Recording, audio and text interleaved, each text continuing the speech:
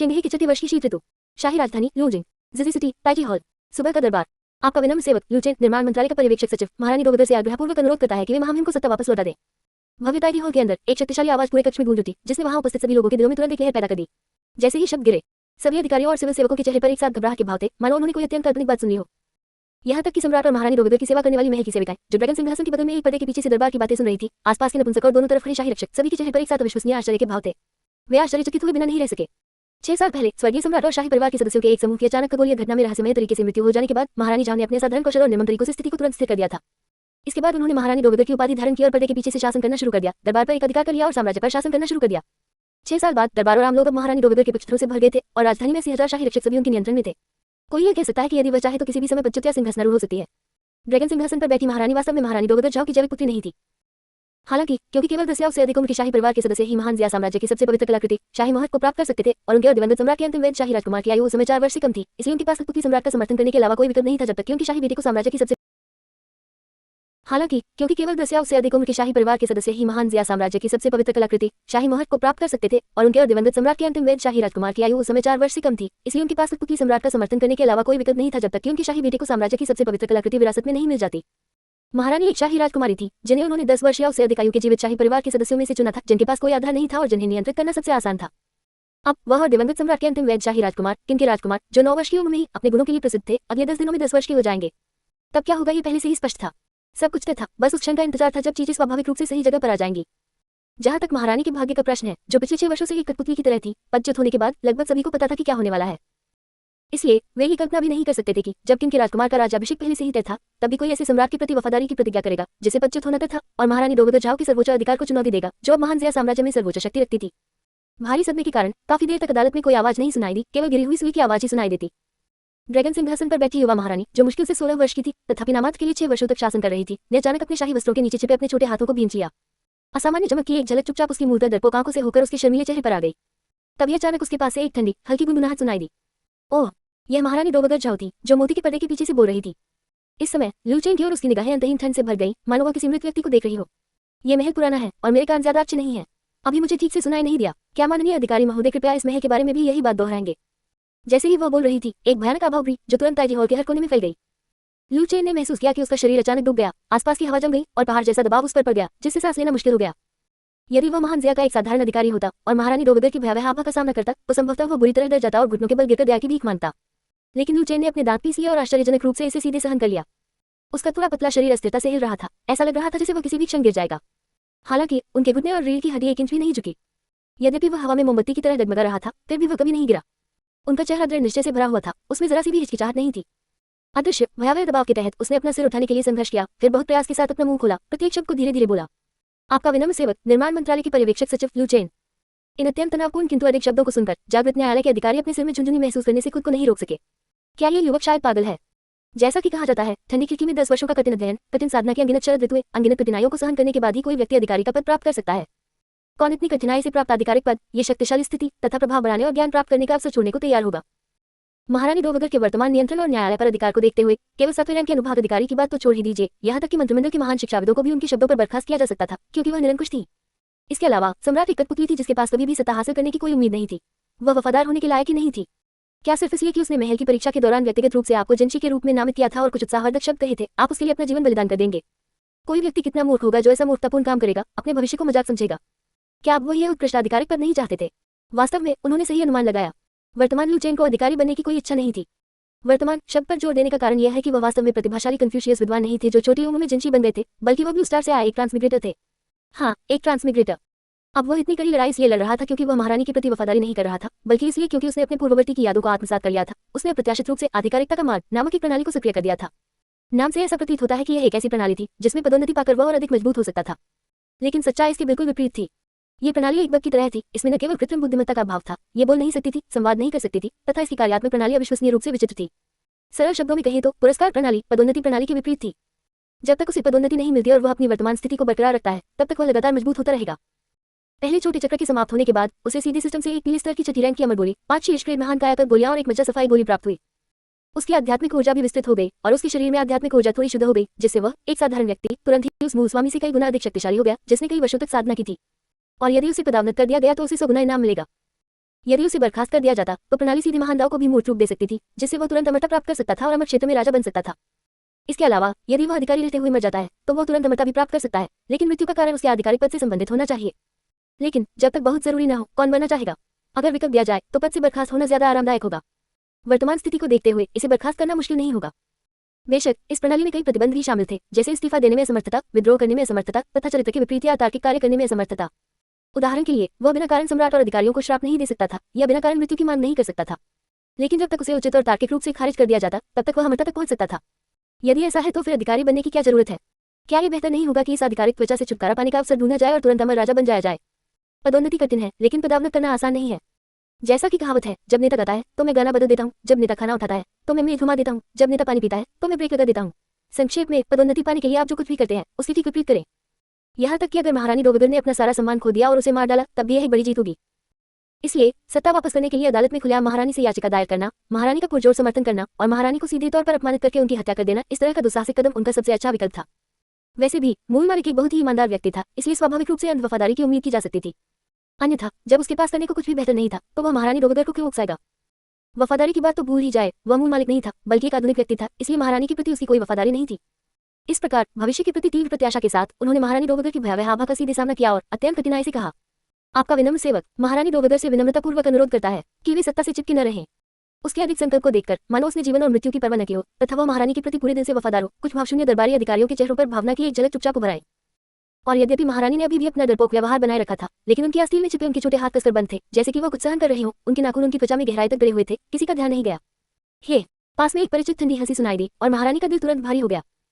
जैसी कि उम्मीद थी, अगले ही पल लुचेन की चारों ओर की हवा अचानक और भी अधिक सघन हो गई और उस पर दबाव डालने वाली अदृश्य शक्ति तुरंत कई 10वें हिस्से तक बढ़ गई। उफ! लुचेन दर्द से कराहने से खुद को नहीं रोक सका और एक क्षण बाद उसके मुंह के कोने से धीरे धीरे लाल रक्त की एक धार बहने लगी। यहाँ तक कि दरबार के अधिकारी जो ठंडे दिमाग से देख रहे थे, वे भी महारानी डोगगर की जबरदस्त शाही ताकत को स्पष्ट रूप से महसूस कर सकते थे। उनके आधिकारिक वस्त्र बिना हवा के लहरा रहे थे, जिससे पता चलता था कि उस समय महारानी डोगगर कितनी क्रोधित थी। अधिकारियों के दिल में एक ठंडक दौड़ गई। उन्होंने सोचा कि यह युवक शायद गिरकर घुटनों के बल गिर जाएगा। उनकी राय में महारानी डोगगर के अत्यधिक दबंग दबाव का सामना करना, अदालत में नए 7वें दर्जे के अधिकारी की तो बात ही छोड़ दे, यहाँ तक कि 6 मंत्रालयों के उपमंत्री जैसे शक्तिशाली व्यक्ति भी इसका सामना करने में सक्षम नहीं हो सकते। लुचेन को महारानी डोगगर की ताकत के सामने टिके रहने के लिए संघर्ष करते देख महारानी की सांसें थोड़ी तेज हो गई। उनके निचले दांत उनके होंठों को कसकर काटने लगे, लेकिन उनके चेहरे पर अभी भी हमेशा की तरह डरपोक भाव बना हुआ था और उनके दिल की गहराई में उनके सभी सच्चे विचार और भावनाएं छिपी हुई थी। हालांकि उसकी पीठ पर माउंट आई जैसे दबाव के बावजूद उसकी त्वचा लगातार भारी बल के कारण फट रही थी। उसके पूरे शरीर में तीव्र दर्द फैल रहा था, सांस लेना मुश्किल होता जा रहा था और उसके सामने का दृश्य धुंधला होता जा रहा था। फिर भी लुचेन नहीं गिरा। उसका शरीर अधिकाधिक हिंसक रूप से हिलने लगा तथा उसकी छाती बढ़ती तीव्रता के साथ ऊपर नीचे होने लगी। उसकी चोटी झूलने के साथ ही खुल गई, उसके काले लंबे बाल टूटकर बिखर गए, जिससे उसका चेहरा छिप गया। लेकिन वह अभी भी हकपूर्वक अपने शरीर को सहारा दे रहा था, जो धीरे धीरे संवेदना को रहा था। उसने अकड़कर अपना सिर उठाया, उसकी आंखें लाल हो गई और वह बेहद दुखी लग रहा था। फिर भी उसकी रक्तलाल निगाहें अटल रहीं। वह मोती के पर्दे के पीछे महारानी झाओ को घूर रहा था और धीरे धीरे पूरी ताकत से खून से सने हुए शब्द बोल रहा था। मैं महारानी डोगगर से प्रार्थना करता हूँ कि महामहिम को सत्ता लौटा दें, ताकि दुनिया के लोगों के दिलों को शांत किया जा सके। उसके आखिरी कमजोर शब्द अभी पूरी तरह से निकले भी नहीं थे कि वे अचानक बंद हो गए और फिर कोई आवाज सुनाई नहीं दी। चाहे महारानी डोगगर ने कितना भी दबाव डाला हो, उसका शरीर स्थिर रहा, मानो पूरी तरह से जम गया हो। ये देखकर कि उसने कुछ समय तक कोई प्रतिक्रिया नहीं दी, महारानी डोगगर ने एक अधिकारी को उसके निकट जाकर उसकी जांच करने का आदेश दिया। अधिकारी आगे बढ़ा, लुचेन को कुछ बार पुकारा और हाथ हिलाया, लेकिन कोई प्रतिक्रिया न पाकर उसने हाथ बढ़ाया और लुचेन के बिखरे काले बालों को हटा दिया। जब उन्होंने लुचेन का वर्तमान रूप सबके सामने प्रकट किया तो अधिकारी एक साथ चौंक गए। लुचेन की आंखें खुली हुई थी, उसकी रक्तरंजित निगाहें ड्रैगन सिंहासन के पास मोती के पर्दे पर टिकी हुई थी, जो शुरू से अंत तक एक इंच भी नहीं हट रही थी, मानो इस जीवन में यही उनका एकमात्र अटल विश्वास था। विधवा साम्राज्य। अधिकारी की आवाज थोड़ी कांप रही थी, महारानी डोगगर, वह बेहोश हो गए हैं। यद्यपि वह पूरी तरह से बेहोश हो चुका था, फिर भी उसका शरीर उसकी अविश्वसनीय रूप से मजबूत इच्छा शक्ति का पालन कर रहा था, समर्पण का जरा सा भी संकेत नहीं दिखा रहा था तथा दृढ़तापूर्वक अपने स्थान पर खड़ा था। महारानी के लिए वह निरंतर से महान ज़िया साम्राज्य में सर्वोच्च शक्ति रखने वाले सच्चे शासक का सामना करने में सक्षम था, भले ही इसका मतलब था कि उसे अपना आधिकारिक पद खोना पड़े, कभी भी बहाल न होने वाला एक आम नागरिक बन जाना पड़े या यहाँ तक कि हजारों मील निर्वासित होना पड़े, वह संकोच नहीं करेगा। कैसी वफादारी और धार्मिकता! कुछ अधिकारी पूरी तरह से प्रभावित हुए। महारानी की आंखें थोड़ी लाल हो गई, लेकिन वह तुरंत ही अपनी डरपोक अभिव्यक्ति पर लौट आई। फिर महारानी डोगगर के अप्रसन्न भाव का लाभ उठाते हुए जब वह खड़ी हुई तो उन्होंने लुचेन पर एक गहरी नजर डाली और चुपचाप उसकी वर्तमान छवि को अपने दिल में गहराई से अंकित कर लिया। सुबह की अदालती कार्यवाही के बाद महारानी जीन चेंगवान चिंतित भाव के साथ जिचन हॉल में लौट आई। फिर उसने अपना सिर नीचे किया और अपने पीछे खड़े एक दुबले पतले बूढ़े हिजड़े से सावधानी से पूछा, महान हिजड़ाऊ, क्या आज महारानी ने कोई निर्देश जारी किया है? सम्राट के प्रश्न के संबंध में बूढ़े नपुंसकू जॉन्गशिन, जिसे ग्रैंड नपुंसकू कहा जाता था, लेकिन वास्तव में वह महारानी पर नजर रखने के लिए महारानी डोगगर का जासूस था, ने पलक तक नहीं उठाई। उन्होंने भावशून्यता से कहा, महारानी डोगगर ने आदेश दिया है कि महाराज तुरंत इंपीरियल जेड सील की शिलालेख विधि को तैयार करें। एक बार जब हनिलन अकादमी द्वारा तैयार किया गया इंपीरियल एडिक्ट प्रसारित हो जाए तो उस पर बड़ी मोहर लगा दे और उस पागल व्यक्ति को तुरंत निष्कासित कर दे जिसने आज अदालत में दहाड़ने और अपने वरिष्ठों का अपमान करने का साहस किया है।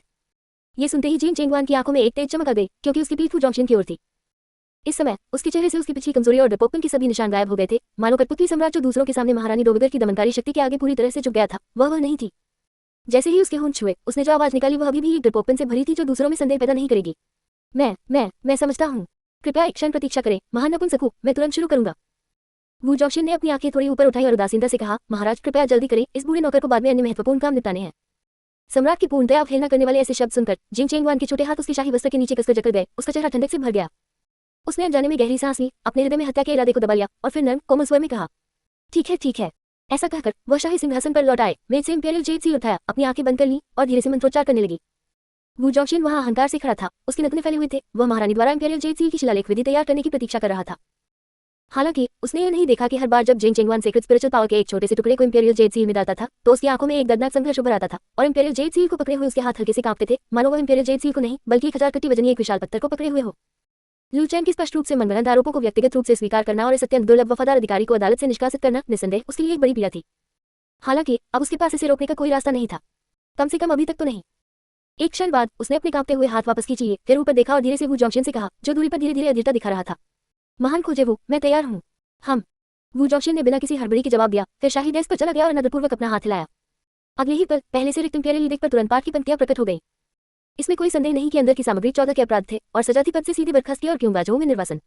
महाराज कृपया आगे बढ़ें, वू जॉन्गशिन ने भावशून्यता से कहा। जिन चेंगवान के कंधे थोड़े से कांपने लगे, फिर उसने इंपीरियल जेड सील को उठाया और धीरे से उसे इंपीरियल एडिक्ट पर पटक दिया। स्विश। जैसे ही महान मुहर लगी, वू जॉन्गशिन सीधे आगे बढ़ा और इंपीरियल एडिक्ट ले लिया। यदि महाराज के पास आदेश देने के लिए कोई महत्वपूर्ण मामला न हो तो ये बूढ़ा सेवक पहले विदा लेगा। हम। जिन चेंगवान ने विनम्रतापूर्वक सतह पर कहा, ग्रैंड यूनोचू, आप अपना काम कर सकते हैं, मेरे पास कोई महत्वपूर्ण काम नहीं है। वू जॉन्गशिन ने वास्तव में स्वाभाविक रूप से सिर हिलाया, जैसे कि सम्राट का उसके प्रति सम्मान स्वाभाविक था, और फिर वह सिचन हॉल से बाहर चला गया और बाहर मौजूद इंपीरियल गार्ड्स को मेहनती और जिम्मेदार बनने का निर्देश दिया तथा जाने से पहले सम्राट की सुरक्षा सुनिश्चित करने का निर्देश दिया। झनकार। जिस क्षण सिचन हॉल के दरवाजे बंद हुए, जिन चेंगवान की सुंदर चेहरे पर से विनम्र भाव अचानक गायब हो गया। उसकी जगह भावनाओं का पूर्ण अभाव आ गया, एक गहन अंतर्दृष्टि का संकेत, मानो उसने दुनिया की हर चीज को समझ लिया हो जो उसकी आंखों की कोनों में गहराई से दिखाई दे रहा था। उसने अपने शाही वस्त्र को ठीक किया, शाही सिंहासन पर बैठी और फिर धीरे से अपनी आंखें बंद कर ली। अगले ही क्षण एक रहस्यमय और गहन विशेष शक्ति धीरे धीरे जिन चेंगवान के भीतर से उभरी। इसके तुरंत बाद उसके चारों ओर पहले से शांत हवा अचानक हिल गई, जिससे हवा की हल्की धाराएं बन गई, जिसने उसके काले लंबे बालों को ऊपर उठा दिया, 12 से लटकनों के साथ आगे पीछे झूलने लगे, जिससे वह अकथनीय रूप से अथाह दिखाई देने लगी। फिर उसने अचानक एक गहरी सांस ली और मन ही मन अपने मन में कहा, शाही भाई, आपका विषय यहाँ है। एक क्षण में ही उसके मन में एक प्रतिक्रिया उत्पन्न हो गई। महाराज की क्या आज्ञा है? जिन चेंगवान की अभिव्यक्ति उस आवाज पर सामान्य रही जिसे केवल वह अपने मन में सुन सकती थी, जो स्पष्ट रूप से इंगित करता था कि इस तरह का टेलीपैथिक संचार उसके लिए सामान्य था। क्या आपकी तैयारी पूरी हो गई है? महामहिम को सूचित करते हुए कैंगमिंग में 30,000 क्वीन ब्लैक टॉर्टोइस गार्ड सैनिक पूरी तरह से तैयार हैं और किसी भी समय तैनात होने के लिए तैयार हैं। इस बिंदु पर जिन चेंगवान, जिसे इंपीरियल ब्रदर कहा गया है, एक क्षण के लिए रुका, फिर आगे बोला, 13वीं सेना में शामिल 30वीं सेना लंबे समय से लापरवाह रही है। उनकी सैन्य तैयारी दी है और 6 वर्षों से वे 12वीं सेना के अराजक शासन से बुरी तरह प्रभावित है, जिससे उनके जनरलों और सैनिकों के पास ज्यादा युद्ध शक्ति नहीं बची है। इसके अलावा महामहिम ब्लैक टॉर्टोइस गार्ड को अपना सीक्रेट स्पिरिचुअल पावर बनाए रखने में सहायता कर रहे हैं, इसलिए इंपीरियल गार्ड्स सीधे टकराव में ब्लैक टॉर्टोइस गार्ड का मुकाबला नहीं कर सकते। एक बार जब महामहिम इंपीरियल जेड सील में निहित सर्वोच्च पवित्र शक्ति का उपयोग करके ब्लैक टॉर्टोइस गार्ड को कैपिटल में टेलीपोर्ट करने के लिए ग्रैंड स्पेटियल ट्रांसफर एरे का निर्माण करते हैं, तो सैनिक निश्चित रूप से सबसे कम समय में जजी सिटी को नियंत्रित करने, ईवल इंप्रेस को पकड़ने और मारने में सक्षम होंगे और महामहिम को शक्ति वापस पाने और व्यवस्था बहाल करने में मदद करेंगे। हम। जिन चेंगवान ने गुनगुनाते हुए उत्तर दिया और चुपचाप बोला, कल दोपहर 3/4 बजे दशक में एक बार दिखाई देने वाला बैंगनी चरम आकाश होगा, जिस समय हम ग्रैंड स्पेटियल ट्रांसफर एरे को सक्रिय करने के लिए अत्यंत समृद्ध जीवे की का उपयोग कर सकते हैं। मैं शाही भाई को पवित्र आध्यात्मिक कला संरचनाओं को पहले से तैयार करने के लिए प्रेरित करता हूं और सैनिकों को आज रात अच्छी तरह से आराम करने, अपनी ऊर्जा संरक्षित करने और अपनी पूरी ताकत से युद्ध के लिए तैयार होने देता हूं। आपका विषय इंपीरियल एडिक्ट का पालन करता है। उस व्यक्ति ने भारी प्रतिक्रिया व्यक्त की। मैं शाही भाई को परेशान करता हूं। महाराज बहुत गंभीरता से बोल रहे हैं। उस व्यक्ति ने उत्तर दिया, फिर अचानक हंस दिया, उसका स्वर भावुक हो गया। हे, किसने सोचा होगा कि एक अदृश्य शाही राजकुमारी, जिसे ईवल एम्प्रेस ने नियंत्रण में आसानी के लिए 6 साल पहले समर्थन दिया था, वास्तव में इंपीरियल जेड सील के भीतर पवित्र दाव विरासत को सक्रिय कर सकती है और इतिहास में तीसरी सर्वोच्च व्यक्ति बन सकती है जो एक पवित्र राजा को आदेश देने के योग्य है। जिन चेंगवान ने भौहें उठाई। शाही भाई, क्या आप 1000 साल में पहले शाही कबीले के सदस्य नहीं हैं जिन्हें पौराणिक सेक्रेड रेलिक द्वारा पवित्र राजा बनने के लिए चुना गया है और इतिहास में सबसे कम उम्र की पवित्र राजा? हाँ, वो व्यक्ति खिलखिलाकर हंसा। महाराज मजाक कर रहे हैं, इस विषय की तुलना महामहिम से नहीं की जा सकती। वह रुका, फिर आप हटे हुए बोला, अफसोस, ये केवल अफसोस की बात है कि योजना में विद्वान अब समृद्ध, असाधारण हो गए हैं और वफादारी की भावना धीरे धीरे कम हो रही है। अन्यथा यदि कोई व्यक्ति आपके महामहिम के प्रति वफादार रह सकता है, इससे पहले कि महामहिम न्यायालय पर नियंत्रण कर ले और व्यवस्था बहाल कर दे। वहाँ है। महारानी की आवाज अचानक नर्म हो गई। हम। दूसरी ओर से थोड़ी सी चौंकने वाली दबी हुई आवाज आई। महारानी ने अपना सिर हिलाया, कुछ भी स्पष्ट नहीं किया। टेलीपैथिक संचार को समाप्त करने के बाद वह धीरे धीरे खिड़की के पास गई। बाहर जल्दबाजी में आए किन्नरों और महल की नौकरानियों को देख रही थी। उसका मन धीरे धीरे दरबार से पहले आए उस व्यक्ति को याद कर रहा था, जो उसके लिए परिणामों की परवाह किए बिना खड़ा था। महारानी डोवगर के अतुलनीय रूप से दबंग टियन फंगवेट सोरेंग फीनिक्स माइक का अकेले सामना कर रहा था और झुकने से इनकार कर रहा था। एक समय उसे बहुत उम्मीदें और लालसाएं थी। उसे उम्मीद थी कि कोई उसके लिए खड़ा होगा और महारानी डोवगर से मुकाबला करेगा। भले ही इसे कुछ भी नहीं बदल सकता, लेकिन सिर्फ उस इरादे से उसे अकेले और असहाय इस ठंडी सजी सिटी में गर्मी का एहसास होगा। उन्होंने गुप्त रूप से यह भी प्रतिज्ञा की थी कि यदि कोई भी महारानी डोवगर की सत्ता में रहते हुए उनके लिए बहादुरी से खड़ा होने का साहस करता है और यदि भविष्य में उन्हें सत्ता प्राप्त होती है, तो वह उन्हें इस जीवन में कभी निराश नहीं करेगी, चाहे कुछ भी हो जाए। परिणाम स्वरूप पूरे 6 साल बीत गए और कुछ भी नहीं बदला। धीरे धीरे उसका दिल ठंडा होने लगा। हालांकि जैसे ही वह सभी भ्रमों को पूरी तरह से त्यागने वाली थी, 6 वर्षों से पहने हुए डरपोक मुखौटे को उतारने वाली थी, अपनी दबंग आभा को प्रकट करने वाली थी और एक सच्चे सम्राट के आचरण के साथ दुनिया पर शासन करने वाली थी, एक वफादार अधिकारी जो केवल उसकी कल्पनाओं में ही मौजूद था, अदालत में उपस्थित हुआ। जैसे ही उसने लू चेन के विद्रोही रवैये के बारे में सोचा, जिंग चेंगवान कांपने लगी। खिड़की पर टिका उसका छोटा सा हाथ थोड़ा कस गया और उसकी निगाहें धीरे धीरे धुंधली हो गई। मैं आपकी वफादारी को अपने दिल में अंकित करूंगा और इस जीवन में मैं आपको कभी निराश नहीं करूंगा। अगले दिन सिशी में सुबह 9:11 बजे लू जिंग वेस्ट सिटी चोंगबे वार्ड, एक शांत छोटे से आंगन के अंदर। ममम, लू चेन ने धीरे से अपनी आंखें खोली। उसकी चेतना धीरे धीरे लौटी और उसने अवचेतन रूप से अपना हाथ उठाया, लेकिन अगले ही पल, हे भगवान, बहुत दर्द हो रहा है। एक बर्फीला तेज दर्द तुरंत उसके पूरे शरीर में फैल गया और उसकी ताकत तेजी से कम होती गई। उसकी कलाई, जो अभी थोड़ी सी उठी थी, तुरंत ही अपना सहारा खो बैठी और कमजोर होकर बिस्तर पर गिर पड़ी। तेज दर्द ने लू चेन के दिमाग की धुंध को तुरंत दूर कर दिया, जिससे वह तुरंत होश में आ गया। बेहोश होने से पहले की यादें उसके जहन में तेजी से उभर आईं। हिस, ऐसा महसूस करते हुए कि मानो उसका शरीर टूट गया हो, वह अत्यधिक पीड़ा से बच नहीं सका और उसके चेहरे से पसीने की महीन बूंदें लगातार रिस रही थी। इसके बाद शक्तिहीनता की भावना, एक चींटी की तरह जिसे आसानी से कुचला जा सकता है, धीरे धीरे उसके दिल में उमड़ने लगी, जो उस समय की याद दिलाती है जब वो ताइजी हॉल में एम्प्रेस दाओ चाओ के लिंगटियन फंगवेट सोरेंग फीनिक्स माइट से गिरा हुआ था। कितनी डरावनी बुढ़िया है। क्या ये किसी ऐसे व्यक्ति की अनोखी शाही शक्ति है जो पूरी दुनिया पर राज करता है? ये वाकई बहुत भयानक है। दूर से ही उसकी आभाइयों से उसकी वर्तमान जर्जर और दयनीय स्थिति में धकेल सकती थी। एम्प्रेस दाओ चाओ की ताकत इसी से जाहिर थी। उसकी सांसें धीरे धीरे शांत होने में काफी समय लगा तथा उसका रंग भी धीरे धीरे सामान्य हो गया। उसकी आंखें अविश्वसनीय रूप से स्पष्ट थी। इस मुठभेड़ के कारण एम्प्रेस दाओ चाओ के प्रति कोई डर नहीं दिखा। आखिरकार एम्प्रेस दाओ चाओ चाहे कितना भी शक्तिशाली क्यों न हो, उसकी तुलना किसी अमर से नहीं की जा सकती थी। जब तक वह अपना लक्ष्य प्राप्त कर लेता, वह तुरंत अमरता प्राप्त कर सकता था और इस संसार में एक अजय अस्तित्व बन सकता था। उस समय एकमात्र मानव सर्वोच्च, जिसका अधिकार वैध नहीं था, उसके लिए एक चींटी के समान होता, जिसे उंगली के एक झटके से आसानी से कुचल दिया जा सकता था। जैसे ही उसने ये सोचा, वह सोचने से खुद को रोक नहीं सका। मेरे पूर्ववर्ती की स्मृति के अनुसार एम्प्रेस दाओ चाओ राजनीतिक दांव पेंच में बेहद कुशल हैं। पिछले 6 वर्षों में उन्होंने अपने विरोधियों को बार बार पदावनत या बर्खास्त किया है और वे बेहद संदिग्ध हैं। जैसे ही किसी भी प्रकार की बेवफाई का संकेत मिलता है, वे उसे ताबड़तोड़ तरीकों से दबा देती हैं। मेरे जैसे महान वफादार मंत्री को बर्दाश्त करना एम्प्रेस दाओ चाओ के लिए संभव है, जिसने सार्वजनिक रूप से महारानी के प्रति पूर्ण वफादारी की घोषणा की है। इसके अलावा मैं तो बस एक मामूली 7वें दर्जे का सेंसरेट अधिकारी हूँ। उस बुढ़िया को मेरे साथ ये धोखेबाजी के खेल खेलने की जरूरत नहीं है। वह महारानी के नाम पर एक शाही फरमान जारी करके मुझे मेरा आधिकारिक दर्जा छीन सकती है, और अगर महारानी तैयार न भी हो तो भी यह बेकार होगा। अगर वह इतनी निर्दयी होती तो वह मुझे सीधे ही मरवा भी सकती थी। इसके अलावा महारानी 6 साल से कठपुतली सम्राट बनी हुई है, लगातार एम्प्रेस दाओ चाओ की दमनकारी शक्ति के आगे झुकती रही है, लगभग बिना किसी उपस्थिति के केवल दस्तावेजों पर मोहर लगाने के साधन के रूप में काम करती रही है। वह निश्चित रूप से एम्प्रेस दाओ चाओ की किसी भी चीज के बारे में एक शब्द भी बोलने की हिम्मत नहीं करेगी। और तो और मौजूदा दरबार में लगभग सभी अधिकारी पहले ही एम्प्रेस दाओ चाओ के सर्वोच्च अधिकार के अधीन हो चुके हैं। मेरे जैसे मूर्खतापूर्ण वफादार व्यक्ति के लिए एम्प्रेस दाओ चाओ के ये साथी निश्चित रूप से मेरा मजाक ही उड़ाएंगे। जो एम्प्रेस दाओ चाओ के साथी नहीं है, वे या तो उदासीन होकर देखते रहेंगे या फिर नजरों से ओझल, मन से ओझल इसे अनदेखा कर देंगे। कोई भी कभी भी मेरे लिए खड़ा होकर नहीं बोलेगा, जिससे एम्प्रेस दाओ चाओ का पूरी तरह से अपमान होने का खतरा पैदा हो जाएगा। उद्धरण चिन्ह उद्धरण चिन्ह। अपने पूर्ववर्ती की स्मृतियों के माध्यम से लू चेन ने वर्तमान दरबार की सभी शक्तियों का विश्लेषण किया, एम्प्रेस दाओ चाओ से लेकर महारानी तक तथा शक्तिशाली रईसों से लेकर सैकड़ों अधिकारियों तक। बहुत सोचने के बाद वह सचमुच किसी अन्य परिणाम की कल्पना नहीं कर सकता था, सिवाय इसके कि उसे पदावनत कर दिया जाए, बर्खास्त कर दिया जाए या मार दिया जाए, क्योंकि उसने इतने सारे दरबारी अधिकारियों के सामने सार्वजनिक रूप से महारानी का समर्थन किया था। स्थिति का विश्लेषण करने के बाद लू चेन के होठों पर धीरे धीरे मुस्कान आ गई। उत्तम। इसके बाद उन्हें बस घर पर ही रहना था और अंतिम परिणाम की शांतिपूर्वक प्रतीक्षा करनी थी। तो फिर तुरंत ही उसी स्थान पर अमरता की ओर बढ़ जाओ। बस इसके बारे में सोचकर ही वह थोड़ा उत्साहित हो गया, और जैसे ही वह अमर राजा बनने के पतनशील जीवन की कल्पना कर रहा था। रिचमंड ली, कृपया रुके। अचानक बाहर से एक उन्मत्त चीख सुनाई दी। मेरा चचेरा भाई कल घायल हो गया था और वह अभी तक नहीं उठा है। लू चेन ने तुरंत पहचान लिया कि यह उसके पूर्ववर्ती के चचेरे भाई लुओ शाओ की आवाज है। बेशक अब वह उसकी चचेरी बहन थी। जैसे ही लुओ शाओ की आवाज गिरी, पास से एक कर्कश आवाज सुनाई दी। मुझे उससे जरूरी काम है, उसे उठना ही होगा, चाहे वो जगह ही ना हो। ये सुनकर लुओ शाओ की आवाज तुरंत और जोरदार हो गई। अरे, मेरा चचेरा भाई बहुत बुरी तरह घायल है, उसे अच्छे आराम की जरूरत है और उसे बिल्कुल भी परेशान नहीं किया जा सकता। यहाँ तक कि सबसे जरूरी काम भी अलग रखना होगा। इससे पहले कि वह अपनी बात पूरी कर पाती, वह व्यक्ति जो लुओ शाओ रोकने की कोशिश कर रहा था, अधीरता से बोला, बकवास बंद करो, वो बेवकूफ बस बेहोश है, मरा नहीं है। जब तक उसकी सांस चल रही है, मेरे पास उसे जगाने के तरीके हैं। इसके साथ ही दरवाजे के बाहर से जल्दबाजी और अस्त-व्यस्त कदमों की आवाजें आने लगी, जो धीरे धीरे करीब आती गई। तुम ऐसे कैसे हो सकते हो? लुओ शाओ सांस लेने के लिए हौंफ रही थी। ऐसा लग रहा था जैसे उसने उसे रोकने के लिए अपनी पूरी ताकत लगा दी हो। मेरे पास तुम्हारे साथ झंझट करने का समय नहीं है, जल्दी से यहाँ से चले जाओ, वरना मुझे बदतमीजी का इल्जाम मत दो। नहीं, मैं तुम्हें अपने चचेरे भाई को परेशान करने की अनुमति बिल्कुल नहीं दे सकता। तुम बदमाश, तुम मौत की तलाश में हो। लुओ शाओ अचानक चिल्लाया, और फिर लू चेन ने एक भारी वस्तु की जमीन पर गिरने की धीमी आवाज सुनी। स्पष्टतः उस व्यक्ति ने हिंसा का सहारा लिया था। लूचेन मुँह चढ़ा दी। सीओयू, उसने काफी प्रयास के बाद दरवाजे की ओर धीरे से आवाज लगाई।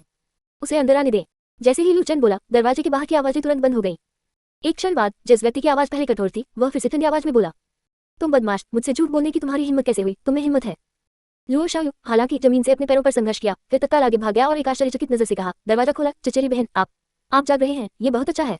रिचमन ली फिर पूरे जोर शोर से अंदर घुस आया। रिचमन ली के गुस्से भरे भाव को देखकर लूचेन की आंखें चमक उठी।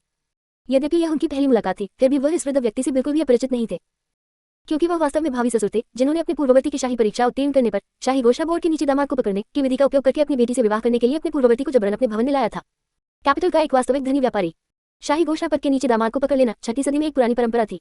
उनके पूर्ववर्ती जैसे युवा जो साधारण पृष्ठभूमि से आते थे, जिनके पास कोई सहारा नहीं था, लेकिन जिन्होंने अपने प्रयासों से विद्वान अधिकारी का दर्जा हासिल किया और जिनका भविष्य उज्जवल था, 6वीं सदी के धनी व्यापारियों द्वारा उनका सबसे अधिक स्वागत किया जाता था। ऐसे व्यक्ति से विवाह करने से व्यापारी परिवार को आधिकारिक दर्जा प्राप्त होता था, जिससे न केवल उन्हें अपने व्यवसाय को उच्च स्तर तक विस्तारित करने और मजबूत करने का अवसर मिलता था, बल्कि उनके धनलोलुप परिवार में विद्वानों की परिष्कृतता का स्पर्श भी जुड़ जाता था। यह तब से वे एक साहित्यिक परंपरा वाला परिवार बन जाते थे। उनके पूर्ववर्ती की उनके बारे में धारणा कुछ खास अच्छी नहीं थी, लेकिन आखिरकार पद पर नियुक्त होने से पहले उन्होंने उनसे कुछ देखभाल जरूर पाई थी, जो उनका एहसान था। इसके अलावा दूसरा पक्ष हमेशा बेशर्मी से उनकी चापलूसी करता रहा था, लगभग उत्साह से चलता हुआ, इसलिए भले ही उन्हें पता था कि उस आदमी के इरादे बुरे हैं, फिर भी वह हमेशा ठंडा चेहरा नहीं दिखा सकते थे। उनके बीच इसे शायद ही सामंजस्यपूर्ण माना जा सकता है, लेकिन अब थोड़ा विचार करने पर लूचेन मोटे तौर पर अनुमान लगा सकता था कि इस तथाकथित भावी ससुर का उसके प्रति रवैया अचानक इतना प्रतिकूल क्यों हो गया था।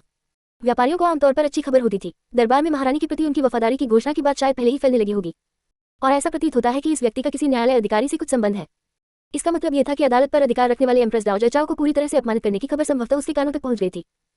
कोई भी सामान्य व्यक्ति एम्प्रेस दाओ चाओ को अपमानित करने के परिणामों का अनुमान लगा सकता है, इसलिए उसने सोचा होगा कि न केवल उसका भविष्य पूरी तरह से बर्बाद हो गया था, बल्कि उसके साथ जुड़े किसी भी व्यक्ति के भी प्रभावित होने की बहुत संभावना थी। वह खुद को दूर करने के लिए दौड़ रहा था।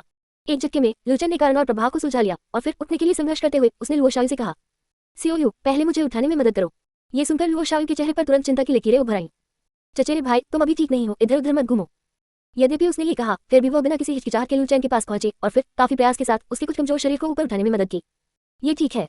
लूचेन 2 बार खांसा, उसके चेहरे पर धीरे धीरे थकान दिखाई देने लगी। चूंकि मेरे ससुर आ गए हैं, तो चाहे कुछ भी हो जाए, हम असभ्य नहीं हो सकते।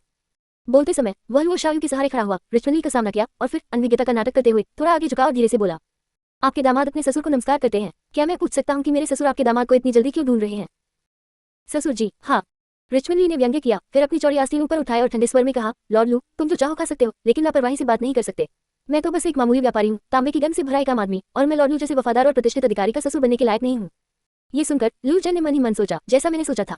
कितना अवसरवादी। पहले तो इसने बेशर्मी से मेरे पूर्ववर्ती से विवाह का रिश्ता बनाने की मिन्नतें की, लेकिन जैसे ही इसने सुना कि मैंने एम्प्रेस दाओ चाओ को नाराज कर दिया है और मेरा भविष्य बर्बाद हो गया है, ये तुरंत ही प्रतिकूल हो गया और सगाई तोड़ दी।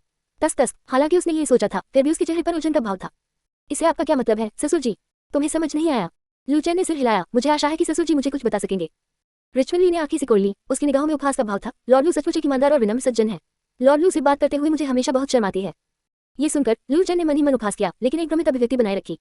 ससुर जी, ऐसा क्यों कहते हैं? क्या मैंने कोई अनुचित काम किया है जिससे ससुर जी नाराज हों? अगर हाँ, तो मुझे सीधे सीधे बताइए। मैं तो बस एक मामूली आम आदमी हूँ, मैं लॉर्ड लू के प्रति असंतोष कैसे पाल सकता हूँ? और मैं लॉर्ड लू का ससुर बनने के लायक तो बिल्कुल भी नहीं हूँ। रिचमन ली ने स्पष्ट रूप से कहा, कृपया लॉर्ड लू, मेरा मजाक न उड़ाएं। कहीं ऐसा न हो कि इससे दूसरों को गलतफहमी हो जाए और वे कहें कि मैं बेशर्म हूँ और बेशर्मी से लॉर्ड लू के उच्च पद को पकड़ने की कोशिश कर रहा हूँ। उसकी यह बात सुनकर लूचेन तुरंत बहुत घबराया और बोला, ससुर जी, आपका क्या मतलब है? कुछ नहीं। रिचमन ली ने उदासीनता से कहा, बस मुझे अचानक महसूस हुआ कि मेरी विनम्र बेटी दिखने में साधारण और खराब चरित्र की है और यंग मास्टर लू जैसे महान व्यक्ति के योग्य नहीं है। थोड़ी देर रुकने के बाद उसने अचानक अपना हाथ बढ़ाया, अपनी छाती से विवाह अनुबंध निकाला, जिस पर उसने बेशर्मी से पूर्व लूचेन से हस्ताक्षर करने की विनती की थी और फिर बिना किसी हिचकिचाहट के कहा, जैसा कि कहा जाता है, अगर परिवार आपस में मेल नहीं खाते तो शादी में सामंजस्य नहीं होगा। इस शादी को तय करने में मैंने बहुत जल्दबाजी की। पिछले कुछ दिनों में मैंने इस पर ध्यान से विचार किया है और मुझे लगता है कि हमारे व्यापारी परिवार को, जो तांबे की खुशबू से भरा है, लॉर्ड लू जैसे महान व्यक्ति के बारे में जिनकी अपार संभावनाएं हैं, गलत विचार नहीं रखने चाहिए। इसलिए मेरी विनम्र बेटी और लॉर्ड लू के बीच की शादी के बारे में मेरी राय में इसे रद्द करना ही बेहतर होगा।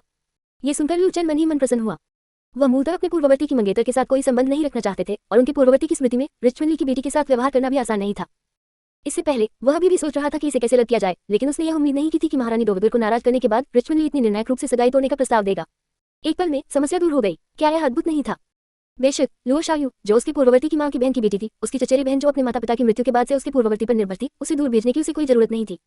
आखिरकार उसके घर की जमीन और मकान के सभी दस्तावेज चुपचाप लुओ शाओयू के नाम पर बदल दिए गए थे। अमरलोक में आरोहण के बाद अगर उसे मौका मिला तो वह लुओ शाओयू को अमर भाग्य देने का कोई रास्ता खोज लेगा। अगर नहीं तो वह भी उसके आरोहण के बाद योंगजुआन लौट सकती है और पहले दंत पुरस्कारों से प्राप्त कुछ आध्यात्मिक अमृत और औषधियों को बेचकर प्राप्त धन और बची हुई आध्यात्मिक औषधियों को लेकर आराम और सुकून का जीवन जी सकती है। उनकी अत्यधिक निष्ठा की प्रतिष्ठा और आधिकारिक तौर पर यह लिखित नियम की दुर्भाग्य परिवार तक नहीं फैलता, तथा साथ ही एक अमर व्यक्ति जो दिन के उजाले में एक सहारे के रूप में स्वर्गारोहण करता है, लगभग कोई भी उसके भविष्य के जीवन में हस्तक्षेप नहीं करेगा। और जैसे ही वह ये सोच ही रहा था, उसके बगल में खड़ी लुओ शाओ अचानक गुस्से से भर गई। रिचमन ली को देखते ही उसकी आंखें गुस्से से भर आईं। लू चैन के कुछ बोलने से पहले ही उसने जोर से उसका बचाव करते हुए कहा, तुम हद कर रहे हो रिचमन ली, अगर तुम जबरदस्ती शादी तय न करते और फिर जानबूझकर सबको बता न देते तो कजिन तुम्हारी बच्चलन बेटी से शादी कैसे कर पाता। अब जब कजिन मुसीबत में है तो तुम सगाई तोड़ने के लिए आतुर हो गए। अरे चंचल बदमाश, क्या तुम्हें मजाक का डर नहीं है? बकवास। लॉर्ड लू साहित्य के देवता का पुनर्जन्म है, उसका एक महान व्यक्तित्व बनना तय है जिसका नाम इतिहास में दर्ज होगा। वह किस मुसीबत में फंस सकता है? मैंने उसकी ओर घृणा से देखा, फिर तथ्यात्मक रूप से कहा, मुझे बस यही लगता है कि मेरी साधारण बेटी लॉर्ड लू के लायक नहीं है और इससे लॉर्ड लू का भविष्य भी प्रभावित हो सकता है। इसलिए मैं खास तौर पर सगाई तोड़ने आई हूँ। ये सब लॉर्ड लू की खातिर है। मेरे इरादे नेक थे और तुम एक नासमझ औरत न सिर्फ इसकी कत्ल नहीं करती बल्कि तथ्यों को तोड़ मरोड़ भी रही हो। ये तो बेहद शर्मनाक है। उसे वास्तव में स्थिति बदलते हुए सुनकर लुओ शाओ लगभग क्रोध से फट पड़ा। तुम बेशर्म खलनायक, तुम। वह कुछ और कहने ही वाली थी कि अचानक लू चैन ने अपना हाथ उठाकर उसे आगे बोलने से रोक दिया। सियोयू, बात करना बंद करो। लुओ शाओ थोड़ा स्तब्ध हुआ, फिर अनिच्छा से बोला, लेकिन चचेरे भाई, ये बुरा आदमी। आज्ञाकारी बनो। लू चैन ने अपना सिर हिलाकर लुओ शाओ को फिर से बोलने से रोक दिया। रिचमन ली सगाई तोड़ने की पहल करना, हालांकि उसका तरीका थोड़ा अनुचित था, पूरी तरह से एक अच्छी बात थी जो उसके दरवाजे तक पहुंचाई गई।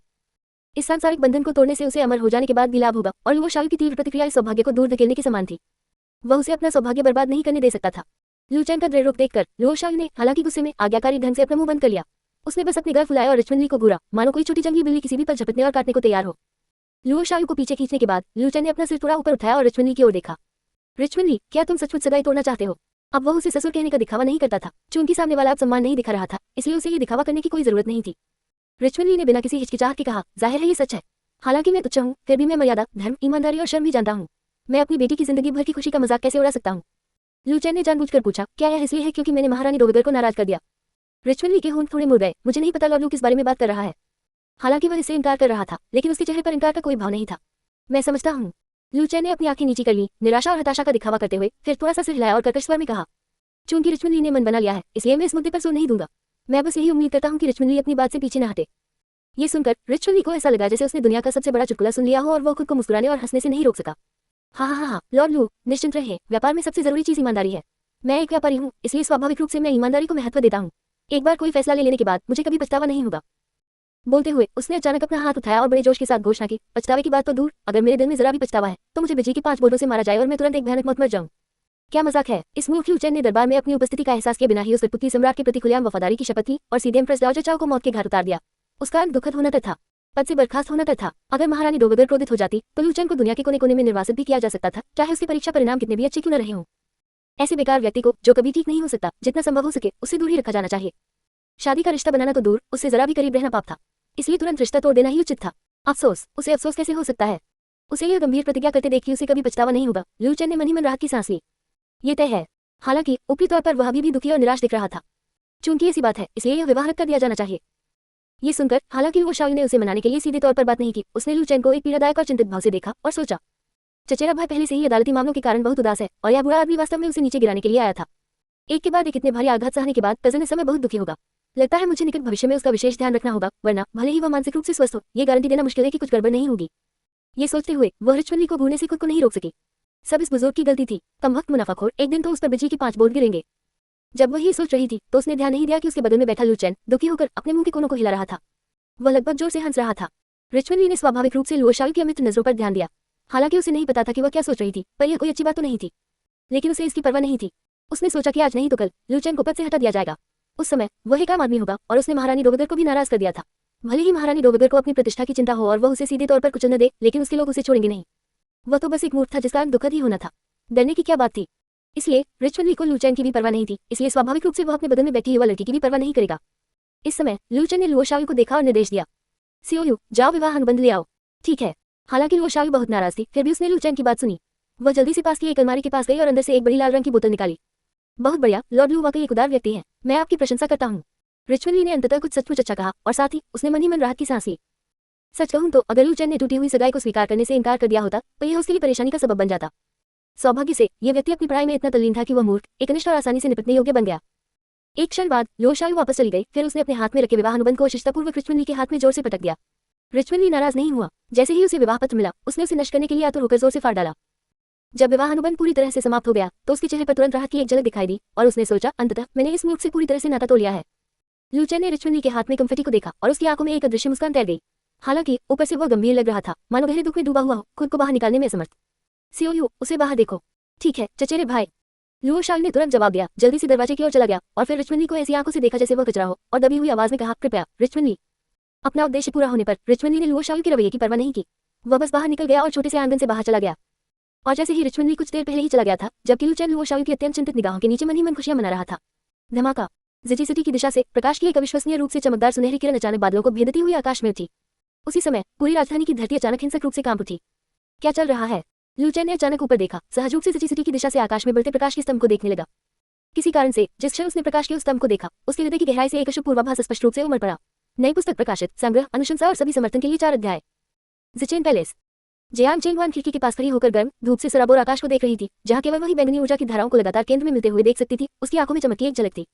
वर्षों की योजना, सफलता या असफलता इसी क्षण पर टिकी थी। एक क्षण बाद लाल सूर्य अपने चरम पर पहुंच गया और बैंगनी ऊर्जा की अनगिनत धाराएं एक एकल पिन में एकत्रित हो गई, जैसे कि एक हवा की गोली अपने चरम पर संकुचित होकर ठोस हो गई हो।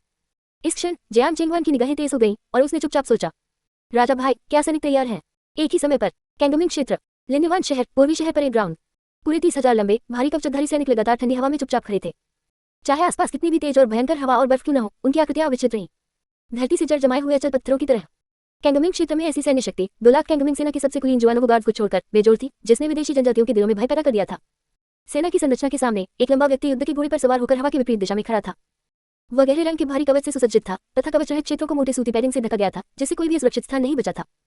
एक काले रंग की लंबी तलवार, जिस पर एक काले ड्रैगन का चित्र बना हुआ था, उसकी कमर पर लटकी हुई थी और उसके हाथ में एक लंबा भाला था। अपने सिर पर काले क्लीन आकार के हेलमेट के अलावा उन्होंने एक धातु का मुखौटा पहना हुआ था, जो अंधेरे प्रकाश से झिलमिला रहा था, जिससे वे वीर और रहस्यमय दोनों प्रतीत हो रहे थे।